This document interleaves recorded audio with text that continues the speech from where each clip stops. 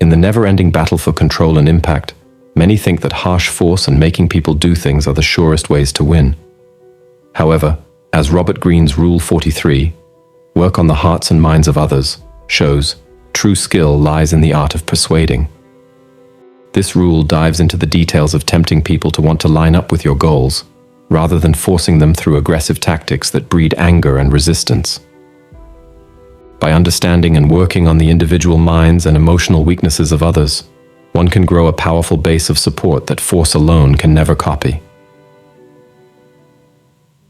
The foolishness of making people do things and the power of persuading. Greene stresses that making people do things creates a reaction that will eventually work against you, citing the cautionary tale of Marie Antoinette as a prime example. The French queen's total disregard for the hearts and minds of her subjects, coupled with her lavish indulgences and obliviousness to their suffering, made her the focus of growing anger and the target of the revolution's fury. Her failure to charm, please, or even acknowledge the individual minds of the people proved disastrous, ultimately leading to her execution and the downfall of the monarchy. In contrast, Marie's tragic story with that of the ancient Chinese strategist Zhuge Liang. When faced with the threat of the fearsome barbarian King Meng Huo and his rampaging forces, Liang recognized that conventional warfare would only breed further cycles of violence and anger. With masterful calculation, he opted for a more tempting course. After capturing a portion of Meng Huo's army, Liang issued no harsh punishments. Instead, he removed their shackles, treated them with feasts and wine, and appealed directly to their love of freedom and family. Where they expected torment, he offered mercy and compassion, transforming rigid resistance into a softening of hearts. The art of tuning in, understanding individual mind. At the core of effective persuasion lies the ability to tune oneself to the individual minds and emotional triggers of others. Greene emphasizes the importance of probing, observing, and understanding what makes each person unique, rather than imposing one's own prejudices or willpower. This involves studying their loves, hates, secret wishes, and fears, the handles and levers that can be used to move them. Greene advises playing on primary emotions like love, hate, jealousy, and fear, as these primal forces hold sway over even the most educated and sophisticated individuals. He cites the example of Zhuge Liang dissuading a general from allying with a rival by suggesting the rival was after the general's beautiful young wife, a visceral emotional trigger that hit the general in the gut and won him over. Mao Zedong provides another masterclass in appealing to emotions, as Greene notes. Despite being well-read and educated himself, Mao used visceral metaphors and encouraged the public to vent their frustrations in emotional outbursts. By stirring up these primal emotions and speaking to the deepest anxieties of the masses, he captivated their hearts and minds, rallying them to his cause. Softening resistance. Strategies and techniques.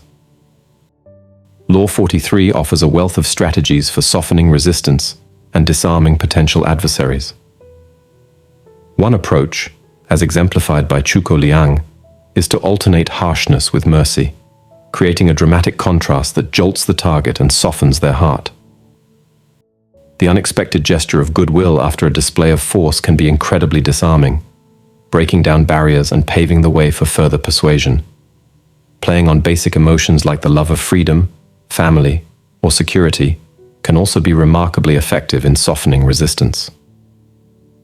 Greene highlights how figures like T. Lawrence, the legendary British officer who fought alongside Arab forces during World War I, recognized the power of appealing to these primal drives. By framing his cause as a struggle for liberty and self-determination, Lawrence inspired fierce loyalty and commitment from his soldiers, who fought harder and more creatively than mere lifeless pawns in a conventional army. Symbolic gestures of goodwill, self-sacrifice, or solidarity can also win over hearts and minds. Greene cites the example of Alexander the Great, who refused to drink water in front of his thirsty soldiers, demonstrating his willingness to suffer alongside them. This act of symbolic sacrifice inspired his men to redouble their efforts, defying weariness and thirst in service of their king. The importance of a wide support base, Greene emphasizes that the truly powerful think far ahead, recognizing that while force may bring quick results, it also breeds lasting anger and animosity. By contrast, patient persuasion not only brings peace of mind, but can also convert potential enemies into pillars of support, as exemplified by Chuko Liang's handling of Meng Huo. Moreover, the wider one's support base, the stronger their power becomes. Greene advises constantly winning over new allies on all levels, understanding that even a single disaffected soul can spark a blaze of discontent. Louis XIII, for instance, made sure to endear himself to even the lowest members of his staff, recognizing the potential threat of alienating those who could influence the minds of others. Leveraging influencers, artists, intellectuals, and the power of expression. In The Art of Persuasion, Greene highlights the value of leveraging artists, intellectuals, and those with powers of expression. These individuals excel at communicating ideas through metaphors, imagery, and emotional resonance, making them potent allies in appealing to people's minds and hearts. Kings and rulers have long recognized this, keeping writers, poets, and philosophers in their courts to sway public opinion, pacify potential dissenters, and lend credibility to their causes. Frederick the Great had Voltaire, while Napoleon sought to win over literary giants like Goethe. Conversely, Napoleon III's alienation of writers, such as Victor Hugo, contributed to his growing unpopularity and eventual downfall. Greene advises having at least one artist or intellectual in one's arsenal, as they possess the linguistic and creative tools to make ideas accessible and compelling to the masses. Their ability to craft narratives, employ metaphors, and tap into the collective psyche can be invaluable in shaping hearts and minds on a grand scale. In conclusion, in the eternal quest for power and influence, few principles are as essential as the artful practice of persuasion. Robert Greene's Rule 43 offers a masterclass in this oft-overlooked aspect of power dynamics, providing invaluable insights and strategies for those seeking to navigate the complex landscape of human mind and emotion. By understanding and operating on the hearts and minds of others, one can tempt allies, disarm adversaries, and grow a formidable base of support, a foundation that force alone can never replicate. Through tuning in, emotional intelligence, and a willingness to employ dramatic contrasts, symbolic gestures, and appeals to primal desires, the true master of persuasion can bend the will of others without ever resorting to making them do things. In a world where aggression and harsh force often reign, the subtlety and nuance of persuasion may seem like a forgotten art.